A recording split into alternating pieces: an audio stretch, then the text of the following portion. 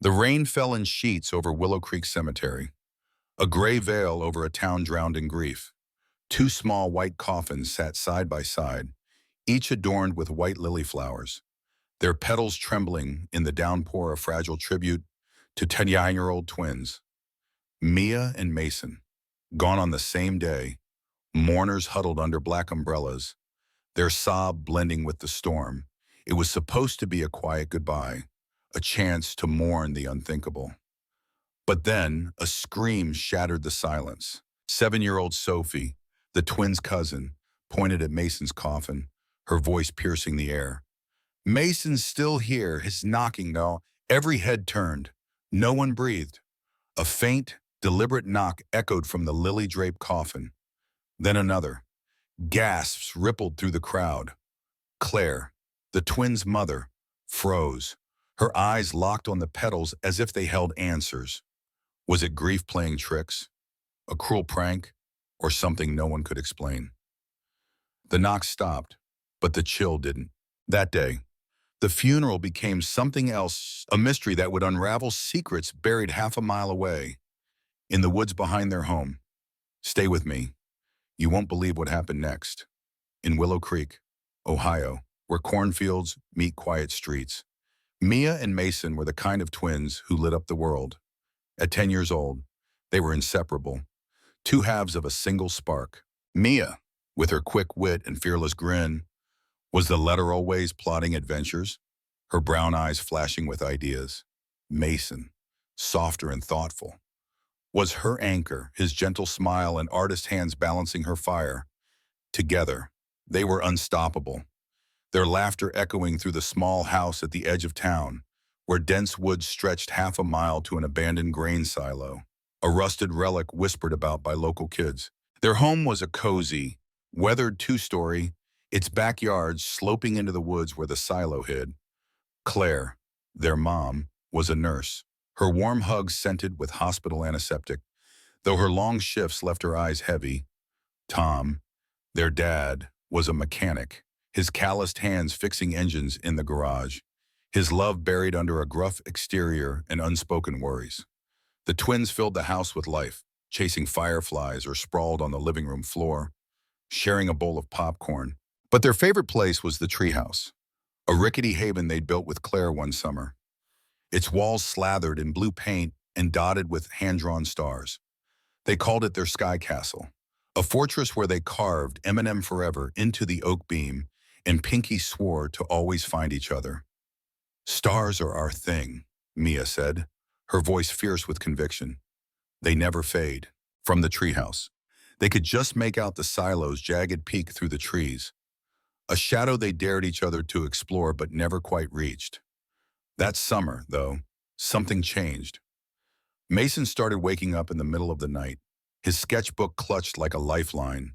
His drawings, once full of superheroes and starry skies, turned dark twisted silhouettes of the silo, half a mile away, and a shadowy figure he labeled Whisper. In one sketch, a single white lily bloomed beside the silo, its petals stark against the charcoal lines. "It's calling me," he'd whisper, his voice small, eyes darting to the woods. Mia, ever the protector, brushed it off at first. "It's just your imagination," she said, ruffling his hair. But she saw the fear in his face, the way he'd stare out his window toward the trees, like something was watching back. Claire noticed, too, but chalked it up to Mason's sensitive nature. "He's just dreaming too much," she'd say, her voice tired but kind. One evening, she found a rusted hazardous material sign half buried in the backyard, its edges sharp and faded, likely blown from the silo's woods. She tossed it in the garage, dismissing it as litter. But Mia's stomach twisted when she saw it. "That's from the silo," she told Mason, her voice low. He nodded, pale, and showed her another drawing the silo again, the whisper looming larger, the white lily now wilted. "It knows us," he said, barely audible. Mia didn't believe in ghosts or curses, but she believed in Mason. She started watching him closer, noticing how he'd flinch at shadows or hum nervously when they played near the backyard's edge, where the woods began. One night, she found him sitting in the treehouse, staring at the silo's distant outline. "What does it want?" she asked, sitting beside him. He shrugged, his fingers tracing the stars on the wall. "It says we belong there," he whispered. "But I don't want to go." Mia squeezed his hand, her heart racing. "Then we won't. We're M&M, remember Unstoppable?" But the unease grew. The air in the house felt heavier, like a storm brewing. Claire caught Mia sneaking Mason's sketchbook, flipping through pages of silos and lilies, and sighed. "Stop feeding his fears," she said, her voice sharp with exhaustion. Tom, overhearing, grunted from the garage. "They're just kids being dramatic." But Maya saw the worry in their eyes, the way they avoided the backyard at dusk. She didn't know what the whisper was imagination, a prank, or something real, but she knew Mason was slipping away, and she'd do anything to pull him back. Half a mile away. The silo stood silent, its secrets buried in the woods, waiting to unravel a family already stretched to the breaking point. Mia's bedroom was a fortress of half-finished crafts and comic books, but lately, it felt like a cage. She sat on her rug, Mason's sketchbook splayed open, its pages a map to something she couldn't name. The drawings weren't his usual superheroes or starry skies. They were jagged. Obsessive, the abandoned grain silo, half a mile through the woods behind their Willow Creek home, its rusted frame clawing at the paper. A shadowy figure loomed beside it, labeled Whisper in Mason's shaky scrawl, and in every sketch, a single white lily bloomed at the silo's base, its petals stark against the charcoal. "It knows us," had written, the words looping like a chant. Mia's fingers traced the lily, her stomach twisting. This wasn't just Mason's imagination, she felt it. Too. A prickle down her spine, like the woods were watching. The changes started small, easy to dismiss in the hum of summer. The treehouse, their sky castle slathered in blue paint and dotted with hand-drawn stars, wasn't the same. At night, the stars seemed to flicker. A soft pulse Mia swore she saw through the treehouse window, though she told herself it was just moonlight on the oak walls. But then Mason's sketches began appearing where they shouldn't. One morning, Claire found a drawing of the silo whisper, Lily, and all taped to the fridge, despite Mia locking the sketchbook in her desk. "Who did this?" Claire asked, her voice sharp with exhaustion from her nursing shift. Mia shrugged, her heart racing, but Mason's wide eyes said he didn't know either. Claire ripped the sketch down, tossing it in the trash, but her hands lingered, as if the lily's petals held a warning. Mason was fading. He'd always been the quiet half of M&M, his gentle smile a counterpoint to Mia's fire. But now he was a shadow. At dinner, he'd stare at his mac and cheese, fork still, his gaze drifting to the backyard where the woods stretched half a mile to the silo. "It's out there," he whispered once, so soft Mia barely caught it. She followed his eyes, the trees dark and unmoving, their branches hiding the rusted relic kids called cursed. Mia remembered last summer, when they'd played a dare, sneaking through the woods to the silo's edge. The air had been heavy, a sharp chemical sting that made her head spin. Like Shed held her breath too long. Shed laughed, pulling Mason back to the treehouse. But now that memory gnawed at her. Had they stirred something up? Then came the whispers, not words, but a low hum, like a radio stuck between stations. Mia heard it one night, lying in bed, the sound slithering through the air vents from the direction of the woods. She crept to Mason's room, finding him awake, his sketchbook open to a new drawing, the silo sharper, the whisper taller, the white lily drooping like it was dying. "You hear it, too?" he asked, his voice trembling. Mia nodded, sliding under his covers. "It's just the house settling," she said. But her pulse thrummed. She didn't believe it, and Mason's tight grip on her hand said he didn't either. "It's coming from the silo," he whispered, "half a mile away, but it's here." The sleepwalking started a week later. Mia woke to the back door's creak, her clock flashing 3:04 a.m. She found Mason in the backyard, barefoot in his Spider-Man pajamas, staring into the woods toward the silo. His eyes were glassy, his breath shallow. Mason, she hissed, grabbing his arm. He blinked, disoriented, like waking from a trance. The whisper said to come. He mumbled, his voice distant. It wants us there. Mia hauled him inside, her hands shaking as she locked the door. His pajamas carried a faint chemical smell, acrid and wrong, like the air near the silo. The next morning, Mason didn't remember, but his sneakers were crusted with dirt, and Mia found a smudge of rust on his sleeve, like he'd brushed against something metal. Claire caught them in the kitchen, Mia scrubbing Mason's shoes, her face pale. "What's going on?" Claire asked, her nurses comfreying. Mia hesitated, then spilled it, the sketches, the whispers, the sleepwalking, the silo half a mile away. Claire's jaw tightened. "It's just nightmares." "Mia," she said, but her eyes flicked to the backyard, where the woods loomed under a gray sky. "You're both staying away from those woods. Understand that silo's a hazard," rusted, falling apart. Tom, tinkering in the garage, overheard and snorted. "They're working each other up." "Claire, kids need to stop playing make-believe." But Mia caught him staring at the trees, his wrench still, like the woods were staring back. Mia wasn't buying the nightmares line. She'd always been the fixer bandaging Mason's scrapes, sneaking him cookies when Claire wasn't looking, if something was scaring him. She'd end it. She'd been hooked on Crime Solvers, a detective app where you cracked cases with clues. And now she channeled that. After school, she biked to the Willow Creek library, its brick walls smelling of old paper. Mrs. Hensley, the librarian, squinted over her glasses. "Newspapers for a fifth grader?" she asked. "School project," Mia said, flashing a grin she'd practiced in the mirror. In the archive room, dust tickling her nose, Mia found a 1985 Willow Creek Gazette article, "Tragic Loss Near Old Silo." Twin siblings, 11 years old, had vanished half a mile from town. Near the silo in the woods, they'd told their parents about whispers in the trees, brushed off as kids' stuff. Their bodies were found days later. Hearts had stopped. No clear cause. A sidebar noted a toluene pesticide spill at the silo years before, supposedly cleaned but never fully checked. Mia's breath caught. She tore out the article, her hands trembling.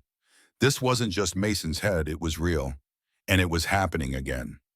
She raced home, climbing the treehouse ladder to show Mason, their sky castle a shield against the world. He sat hunched, sketching another silo, the whisper's shadow swallowing the page. Mia handed him the article, her voice urgent. "Look, it's not just us. Those twins heard it." "Two," Mason read slowly, his face ashen. "That's what I see," he said, pointing to the lily in his sketch, now wilted like a bad omen. The whispers close. "Mia, it says we belong there." His voice broke, and Mia pulled him into a hug, her throat tight. "We're not going anywhere," she said, fierce. "We're Eminem, unstoppable." But her eyes drifted to the woods, the silo's faint outline half a mile away. A predator waiting in the dusk. The incidents kept coming. One night, the treehouse's star drawings seemed to shimmer, though Mia blamed her tired eyes. Another time, Claire found Mason's sketchbook on the counter, open to a silo with the whisper looming, the lily crumbling to dust. "I locked this away," Claire said, her voice sharp with fear. Tom, usually gruff, went quiet, his gaze fixed on the backyard. "Maybe we should check that silo," he muttered. But Claire shook her head. "It's an old ruin. Tom, we're just stressed." Mia saw the lie in her mom's eyes, the way she avoided the woods now. Even at noon, it all crashed down on a humid evening, the air thick with that chemical sting from the silo. Mia found Mason in the treehouse, his sketchbook open to a drawing of them holding hands by the silo, a white lily at their feet, labeled "Well Beat the Whisper." His hands shook, eyes glistening as he gave it to her. "It's not just calling," he whispered, voice breaking. "It's angry." Maya's heart sank. She pressed her star-shaped keychain into his palm, closing his fingers around it. "This'll keep you safe," she said, her voice steady despite the fear clawing her chest. Mason leaned into her, his breath shaky. "You're my star." "Mia," he said, tears spilling. "Don't let it take me." The woods pulsed beyond the treehouse, the silo's shadow looming. Mia hugged him tighter, her throat burning with unshed tears. "We'll fight it together, M&M," she promised, her words fierce against the night's weight. "Always." Mia lay awake that night, the vents hum louder, like a voice from the silo. Half a mile away, the article, the twins from 1985, the Tollyween spillet was real. Not a story. She didn't know how to stop it. But Mason was her other half, her star, and she'd protect him no matter what. In the woods, the silo waited, its poison seeping closer, ready to claim them both. The summer heat in Willow Creek clung like damp cloth, carrying a faint chemical sting from the woods half a mile away, where the abandoned silo crouched in silence. Mia and Mason had become shadows of their M&M selves, their treehouse less a sky castle and more a bunker against the whisper's hum. Mia kept the 1985 newspaper article to Luini's spill, dead twin stuck in her pillowcase, its words a warning she couldn't shake. She'd sworn to protect Mason, but his sketches grew darker, the white lilies in them wilting, and her own chest tightened at night, as if the silo's poison seeped into her dreams. It was a sticky Friday evening, the kind where the backyard should have buzzed with crickets. Instead, the family huddled in the living room for game night, a rare ceasefire in their strained routine. Monopoly cards littered the coffee table, Mia's giggles sharp as she landed on Mason's Park Place. "Pay up, M&M," she crowed, tossing a pretzel at him. Mason's smile flickered, thin and fleeting, his fingers twisting the star-shaped keychain she'd given him. Claire, free from her hospital shift, laughed softly, her tired eyes bright for once. Tom, sprawled on the couch, flicked a popcorn kernel at Mia, grunting, "Cheater." For a fleeting moment, the woods in the silo half a mile away faded, and they were just a family, whole and warm. Then Mason choked out a gasp, sharp and wrong. His hand flew to his chest, eyes wide with panic as he slid to the floor, the keychain skittering across the hardwood. "Mason," Mia screamed, dropping beside him, her hands grabbing his. His face was gray, lips trembling. Claire lunged forward, her nurse's instincts snapping on. "Stay with me, baby," she shouted, pressing rhythmic compressions into his chest, her voice cracking. Tom scrambled for his phone, dialing 911, his words tumbling. "My son, he's not breathing. Get here now." Mia clutched Mason's hand, sobbing. "You're my star, M&M. Don't leave me." But his eyes rolled back, his body limp under Claire's hands. Sirens wailed as paramedics stormed the house, their equipment a chaotic blur. They shocked Mason's chest, voices clipped. No rhythm. One said grim. Claire's scream ripped through the room, raw and jagged. As the paramedics worked on, Mia whispered, "Please, Mason." "We're unstoppable." But the monitors stayed flat. At 7:19 p.m., they called it, Mason was gone, his small frame draped in a white sheet, carried from the home he'd filled with light. The hospital report cited a rare cardiac arrhythmia, a hidden defect triggered by an unknown stress. Claire stared at the words, her face hollow. But Mia, curled on the couch, knew better. The silo, half a mile away, had stolen him. Grief choked the house like smoke. Mia didn't sleep, retreating to the treehouse with Mason's sketchbook. She opened it to his last drawing them, hand in hand by the silo, a white lily drooping, labeled "Will beat the whisper." "You lied," she whispered, tears splashing the page. The star keychain dug into her palm, its edges sharp. The woods beyond were silent, but the silo's hum pulsed in her mind. A taunt. "Ill fix this," she said, her voice fierce despite the weight crushing her chest. She'd fight for Mason, even if it broke her. Dawn came, gray and heavy. Claire climbed the treehouse ladder, her voice soft but frayed. "Mia, honey, come down." Mia didn't move, staring at the silo's faint outline half a mile away, its rusted peak piercing the mist. Claire stepped inside, then froze. Mia. Her voice trembled. Mia was slumped against the wall, eyes closed, the star keychain clutched in her hand. No breath, no pulse. No, not you. Two Claire's screams shattered the morning, her hands shaking Maya's shoulders. She carried her daughter's limp body to the house, Tom's shout echoing as he dialed 911 again. My girl, she's gone. His voice broke, a father undone. The paramedics were faster this time, but it didn't matter. Mia's heart had stopped, her body still. The doctors called it stress-induced cardiac arrest, a rare collapse triggered by grief and trauma. But the explanation rang false. Two healthy 10-year-olds, dead within 24 hours. Their home a stone's throw from the woods where the silo stood.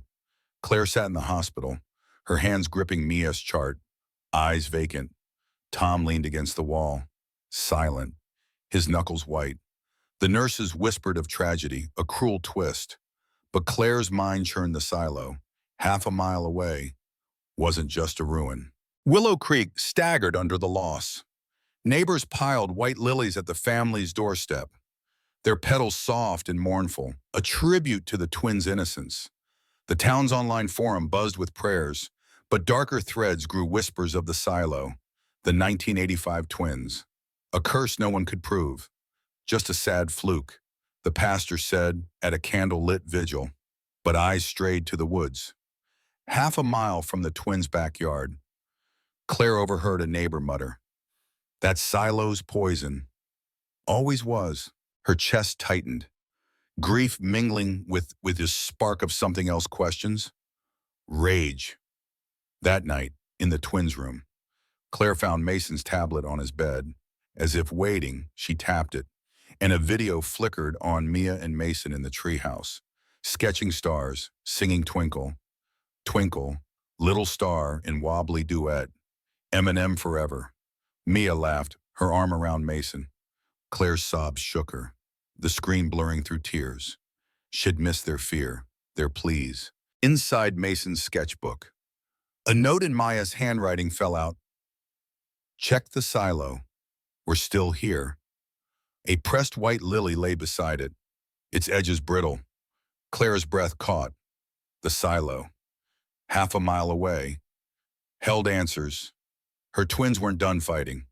The sky over Willow Creek wept, rain hammering the roof of the community church where the town gathered to mourn Mia and Mason.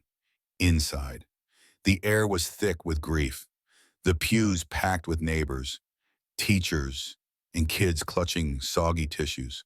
Two small white coffins rested at the altar, each adorned with white lily flowers, their petals soft against the polished wood, a fragile tribute to the 10-year-old twins lost within a day of each other. The lily's sweet scent mingled with the damp of rain-soaked coats, a reminder of innocence stolen. Claire stood at the front, her face a mask of hollowed sorrow, her hands clasped so tightly her knuckles blanched. Tom loomed beside her, his eyes fixed on the floor, as if meeting the coffin's gaze would break him. The silo, half a mile from their home, lingered in Claire's mind, its shadow heavier than the storm outside. The priest's voice droned, a gentle eulogy about angels called home, but the words felt distant, like static. Sophie, the twin 7-year-old cousin, sat in the second row, her small hands twisting a program, her face streaked with tears. Shed loved Maya and Mason fiercely, trailing them like a shadow during summer visits. Now, a white lily from the altar was pinned to her dress, its petals drooping under the weight of her grief. Claire glanced at her, a pang slicing through her numbness. Sophie's eyes kept darting to Mason's coffin, as if expecting him to climb out, laughing like he used to. Then it happened. Sophie's voice cut through the priest's words, a high, desperate scream. Mason's knocking heads still here. Every head snapped to the coffins. Silence swallowed the church, broken only by the rain's relentless drum. A faint, deliberate knock echoed from Mason's coffin, sharp against the lily-draped wood. Gasps rippled through the crowd, chairs creaking as people leaned forward. Claire's breath stopped. Her eyes locked on the lilies, trembling with the sound. Another knock, slower, like a heartbeat trapped inside. Then a third, softer but unmistakable. Sophie sobbed, pointing, "She has not gone." Mourners froze, some clutching their phones, others whispering prayers. A woman in the back dropped her hymn book. The thud jarring. Claire surged toward the coffin, her hands reaching for the lilies. Desperate to open it. "Mason," she cried, her voice raw. Tom grabbed her arm, his face pale but firm. "Claire." "Stop," he said, his voice low. The priest stepped forward, hands raised. "It's just the wood settling," he said, though his eyes betrayed doubt, or air pressure from the storm. But the crowd was unraveling, phones lifted to record, murmurs swelling into chaos. A teenager muttered, "It's that silo, my brother heard stuff there too." Claire's heart pounded, the note in Maya's handwriting flashing in her mind. "Check the silo. We're still here, though." The lilies seemed to stare back, their petals accusing her of failing her twins. The service ended in disarray. The burial postponed for an autopsy to rule out errors, though the doctors warned it was routine. The knocks had no explanation. Coffin lids could shift, they said, but Claire didn't buy it.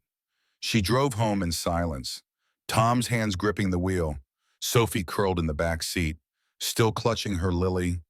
The rain followed them, blurring the woods half a mile away, where the silo stood, its secrets clawing at Claire's thoughts. She'd ignored Maya's note, dismissed Mason's sketches, and now her twins were gone. But those knocks, they were a message, a plea she couldn't ignore. That night, Claire couldn't stay in the house, its silence a knife in her chest. She climbed to the treehouse, the sky castle where Mia and Mason had carved their initials. The star drawings on the wall seemed dimmer, as if grieving. Two, on the floor. Mason's sketchbook lay open, though she'd sworn she'd left it in his room. A new drawing stared up the church. Two coffins draped with white lilies. The silo in the background. Half a mile into the woods, labeled "It's Not Over." Claire's breath hitched. Beside the sketchbook was Mason's star-shaped keychain, its edges glinting. She'd seen it in his coffin, tucked in his hand by Maya's body. How was it here? Her fingers trembled as she picked it up, the metal cold against her skin. Claire sank to the floor, the sketchbook in her lap, the lilies in the drawing blurring through tears. Sophie's words echoed. "Mia said in my dream to listen for Mason." She thought of the video, the twins singing in this very treehouse, their laughter a lifeline now severed. The knocks weren't at random. They were her twins, reaching out, pointing to the silo half a mile away. Claire's grief hardened into resolve. She'd failed to listen before, but not now. The silo held answers, maybe more than answers. She touched the lily on Sophie's dress in her mind, its petals a promise. "I hear you," she whispered to the empty treehouse, the woods beyond humming with secrets. "I'm coming." Claire hadn't slept since the funeral. Her twins' coffins draped in white lilies burned into her mind. The knocks from Mason's coffin echoed in her ears, a plea she couldn't unhear. In the treehouse, Mia's note, "Check the silo. We're still here," in the star keychain, impossibly moved from Mason's coffin, were a lifeline through her grief. The silo, half a mile into the woods behind their Willow Creek home, wasn't just a rusted ruin. It was the key to understanding why her children were gone, and Claire would tear it apart to find out. The rain had stopped, but the air hung heavy, a chemical tang lingering from the woods, as if the silo itself were breathing. Claire's first step was Ruth Carter, a retired school teacher who'd lived in Willow Creek for decades, her memory a vault of the town's secrets. Ruth's small house smelled of lavender and old books, her walls lined with faded photos of students, including Mia and Mason from third grade, their grins bright. Claire sat at Ruth's kitchen table, clutching Mia's note, the pressed white lily beside it. "The silo," Claire said, her voice steady despite the ache in her chest. "Mia wrote this before she—" "What do you know about it?" Ruth's eyes softened, but a shadow crossed her face. "That silo, half a mile into the woods behind your place, Has a dark history, she said. Pouring tea neither of them touched. Back in 1980 by twin siblings, just 11 died near it. Heart failure. Both of them, days apart. No clear cause. They'd told their parents about whispers in the trees, like Mia and Mason's drawings. Claire's breath caught. Remembering the article Mia had found, Ruth continued, her voice low. There was a toluene pesticide spill at the silo in the 70s, used for grain storage, supposedly cleaned up, but folks said it was shoddy. Toluene's nasty can mess with your head, your heart, especially in kids. Twins, with their shared biology, might be more sensitive. She paused, her gaze distant. The town buried it, called it a tragedy. But I always wondered, those whispers, maybe they weren't just stories. Claire's hands tightened around the note, the lily's brittle edges digging into her palm. You're saying the silo poisoned my kids. Her voice shook, anger rising. Ruth sighed. I'm saying it's possible. The air out there is wrong chemical. Heavy, if Mia and Mason played near it. Or if the wind carried it to your house, she trailed off. But Claire's mind raced. The chemical smell in the backyard, Mason sleepwalking, the hum in the vents it fit. The silo, half a mile away, had been killing them slowly, and she'd missed it. Back home, the signs grew harder to ignore. Sophie, staying with them while her parents helped with funeral arrangements, started drawing obsessively, page after page of the silo. Its rusted frame surrounded by white lilies, her crayons blunt from effort. Shed hum twinkle, twinkle. Little Star, the twin song from the video, her voice soft but eerie.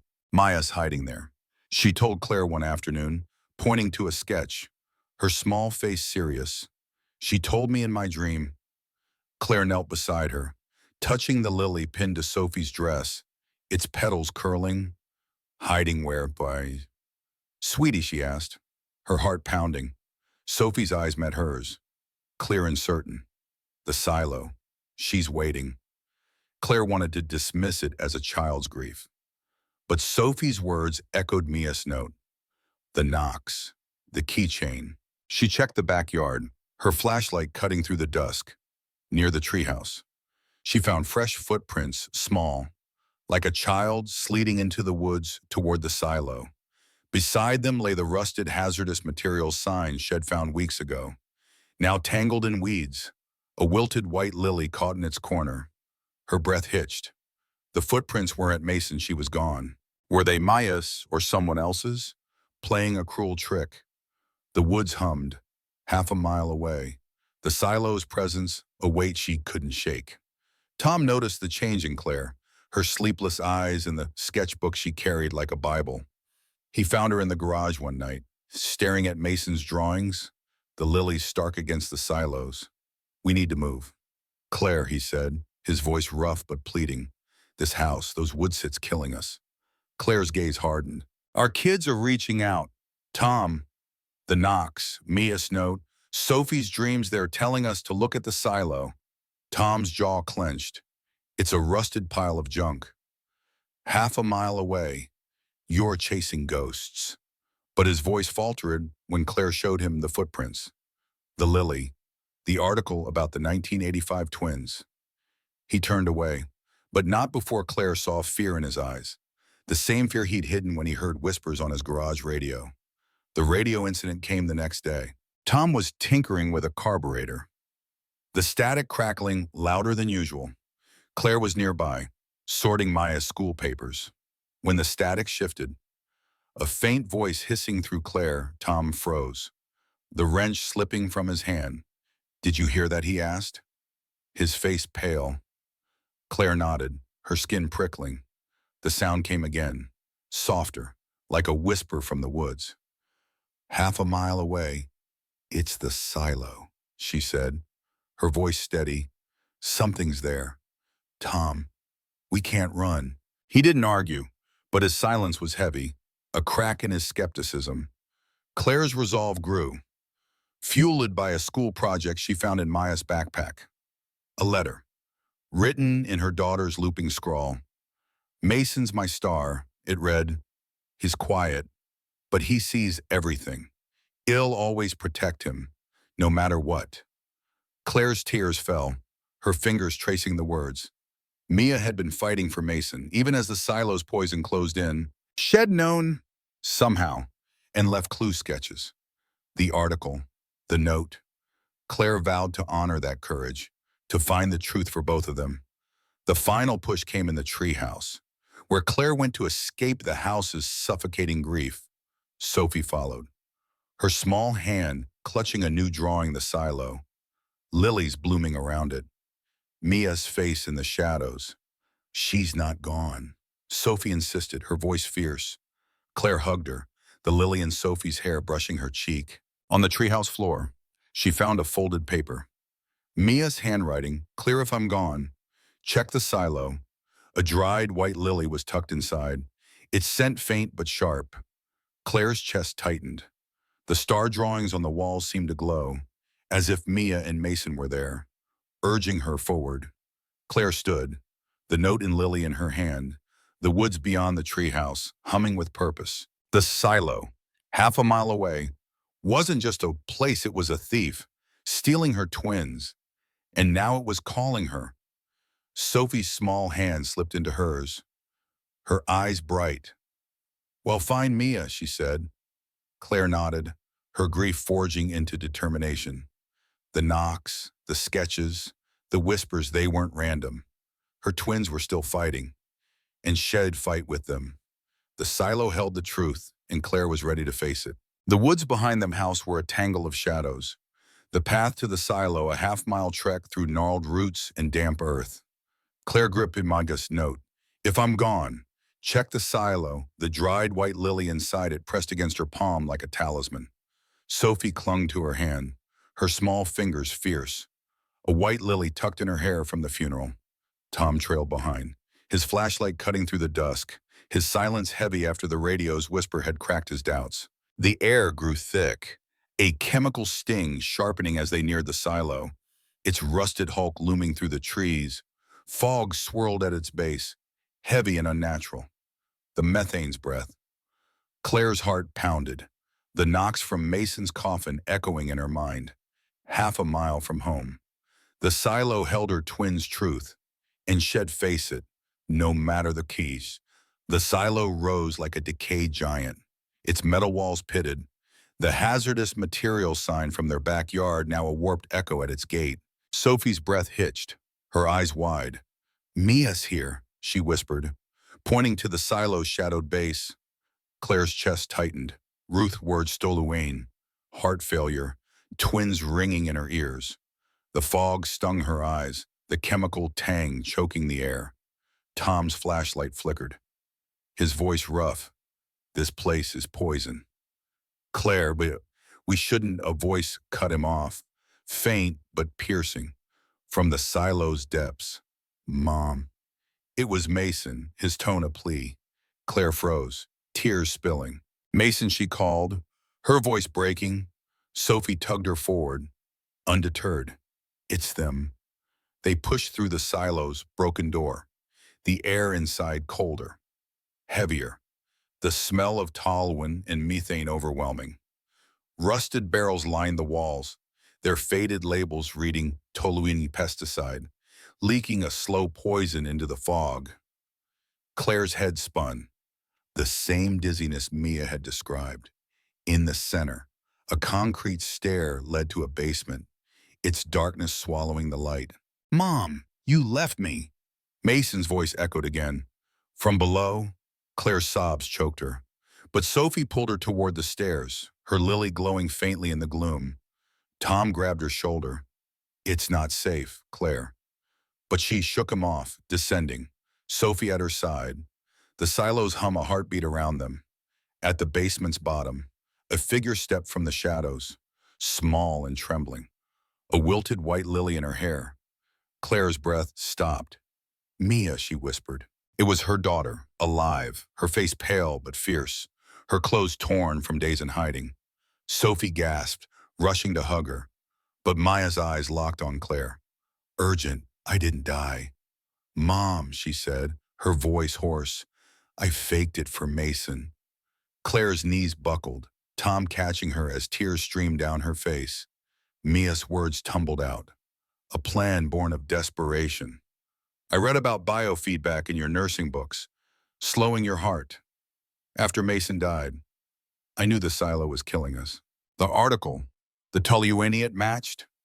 I slowed my pulse, made it look like I was gone. To get here and find proof. She pointed to the barrels, their leaks pooling on the floor. The gas diluent. Methanate causes hallucinations. Heart problems. It got Mason, the 1985 twins. I left the note, the sketches, to bring you here. Claire sobbed, pulling Mia into her arms, the lily in her hair brushing her cheek. You're alive, she whispered, her voice raw. But Sophie's sudden cough broke the moment, her small body doubling over, the gas effects hitting fast. Claire's eyes widened. We have to get her out. Tom scooped Sophie up, her lily falling to the ground, and started for the stairs, Claire supporting Maya's weakened frame.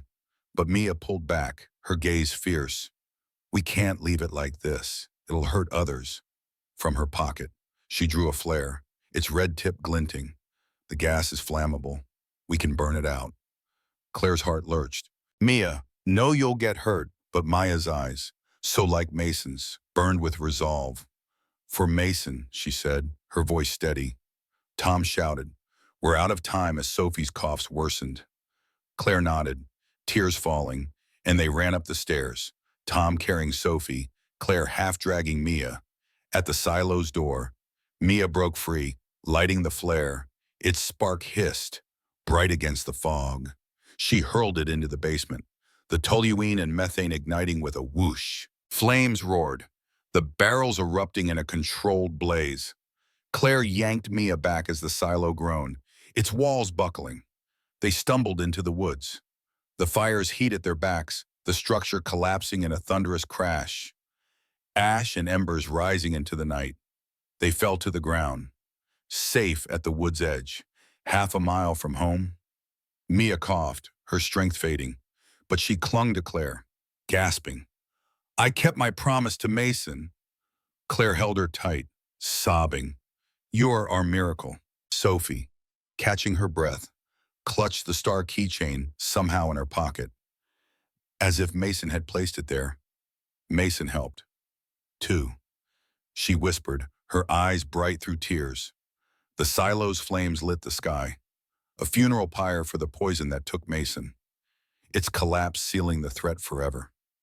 Claire looked at Mia, her daughter's pulse strong under her fingers, and felt Mason's presence in the breeze, his star still shining. The woods fell silent, the chemical tang fading as the fire burned out.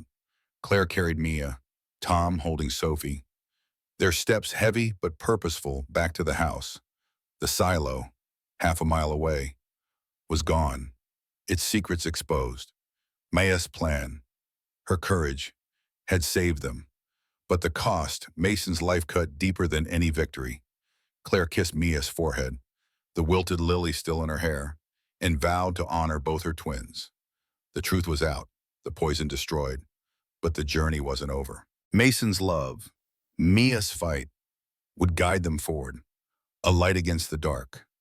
The dawn after the silo's collapse broke over Willow Creek in a soft gold, the first clear sky in weeks. The woods, half a mile from the twins' house, were quiet now, the chemical tang gone, the air clean for the first time since Claire could remember. The silo's rusted remains smoldered, a blackened scar where poison had festered. Its destruction a testament to Mia's courage. In the hospital, Mia lay in a crisp white bed, her face pale but alive, her breathing steady despite the strain of her ordeal.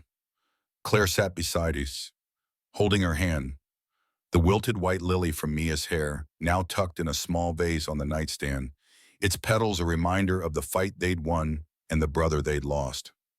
Tom stood by the window, Sophie curled in his lap, her small hands clutching Mason's star-shaped keychain, as if it anchored her to him. The doctors called Maya's survival a miracle. Tests showed minimal toxin exposure. Her time in the silo's basement shielded by its concrete walls. She's strong, the lead physician said. her voice warm but cautious. But shall need rest. Therapy her body and heart took a beating. Claire nodded, her eyes never leaving Mia, whose chest rose and fell with a resilience that echoed Mason's quiet strength. Environmental crews descended on the woods, their reports confirming Ruth's suspicions the silo's barrels had leaked toluene and methane for decades, a slow poison seeping half a mile to the twins' backyard. Carried by winds or stirred by their play, the gases explained Mason's hallucinations, the whispers, the shadowy figure in his heart failure, a rare defect aggravated by the toxin stress.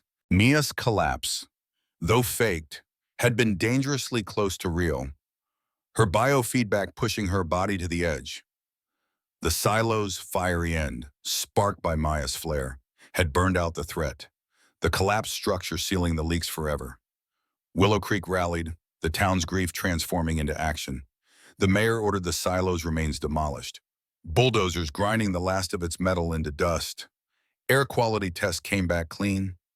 The whispers silenced. The woods no longer a place of fear. At a town hall meeting, Claire stood before a packed gymnasium, Mia's hand in hers, and shared their story. "Mason's gone," she said, her voice breaking but strong. But Mia fought for him, for all of us. That silo took too much, but it's gone now. The crowd rose, clapping, tears streaming, as neighbors vowed to heal together. A petition circulated to test other old sites, ensuring no more poisons hid in their town's shadows. Back home, the house felt different, not whole, but healing. Claire and Tom started grief counseling, their sessions raw but honest. Tom, once gruff, opened up about his fear, his guilt for dismissing the twins' warnings. "I heard it too," he admitted, his voice low, recalling the radio's whisper. Claire squeezed his hand, their shared loss forging a new closeness. They sat with Mia each night, reading Mason's favorite comic books, his laughter a memory they kept alive. Sophie, still staying with them, drew pictures of the treehouse, its star-covered walls now bright in her sketches, Mason smiling beneath a sky of lilies. "He's happy now," she said, her small voice certain. The keychain never leaving her pocket. The community's heart found its outlet in a garden. A project born at the vigil for Mia and Mason. Neighbors gathered on a sunny Saturday, the site a cleared lot near the church, where the twins had played tag after Sunday services. Claire, Tom, Mia, and Sophie joined, dirt under their nails as they planted white lilies, their petals soft against the rich soil. The garden bloomed with forget-me-nots, too, their blue a nod to the treehouse's paint, a color Mia called Mason's favorite. A stone plaque stood at the center, engraved for Mason, our guiding star. Claire traced the words, her fingers trembling, feeling Mason's presence in the breeze. Mia knelt beside her, planting a lily, her hand steady. "He's still with us, Mom," she said, her voice soft but sure. Claire nodded, tears falling, her daughter's strength a mirror of the boy they'd lost. The garden's opening was a quiet ceremony. The town gathered under a late summer sky.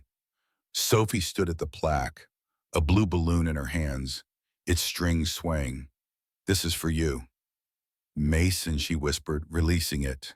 The balloon soared, a speck of blue against the clouds, carrying their love to the stars. Claire held Mia's hand, their fingers laced, the white lily in Mia's hair catching the sunlight. Tom wrapped an arm around Sophie, his eyes wet but warm.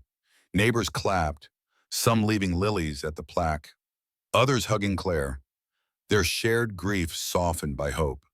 The garden wasn't just for Massonet, it was for Willow Creek, a promise to listen, to protect, to heal. Maya's recovery was slow but steady. She returned to school, her backpack lighter without the weight of Mason's sketchbook, though she kept his star keychain in her pocket. Therapy helped her talk about the silo, the whispers, the plan that saved them but couldn't save her brother. "I wanted to beat it for him," she told Claire one night, curled on the couch. Claire kissed her forehead, whispering, "You did, baby. You're his hero." The tree house stood in the backyard, its stars still bright, a place Mia visited to feel Mason close. She'd sit there, sketching not silos, but skies, each one with a single glowing star. Claire walked to the garden often, tending the lilies, their scent a bittersweet comfort. The woods, half a mile away, were just woods now, no longer a threat. But the silo's shadow lingered in her heart, a reminder of what she'd almost lost and what she'd found. Mia's courage, mercy, Sophie's faith, Tom's quiet strength, they were her stars, guiding her through the dark. Mason was gone. But his love bloomed in every lily, every forget-me-not, every breath Mia took. Claire looked to the sky, the blue balloon long gone, and whispered, "We're M&M forever. Mason, always." Mia and Mason's story, woven with those white lilies, hits you right in the heart, doesn't it? It's a tale of love that fights through the darkest shadows, a reminder that even when grief feels like it'll swallow you whole, family can pull you back. Mia's courage facing that silo half a mile from home, outsmarting death itself, shows what a 10-year-old's love for her twin can do. Mason's gone, but his light shines in every lily in that garden, in every star Maya sketches, in the way Claire and Tom hold Sophie a little tighter now. They lost so much, but they found something, to a bond that not even poison could break. This story is about listening to whispers, to knocks, to the ones you love before it's too late. It's about second chances, about healing together like Willow Creek did. I can't stop thinking about Mia's note, those lilies, that balloon soaring for Mason. What's a time your family gave you strength to face the impossible? Drop it in the comments. I read every one. If this story touched you, hit that like button, share it with someone you hold close, and subscribe for more tales that remind us why we fight.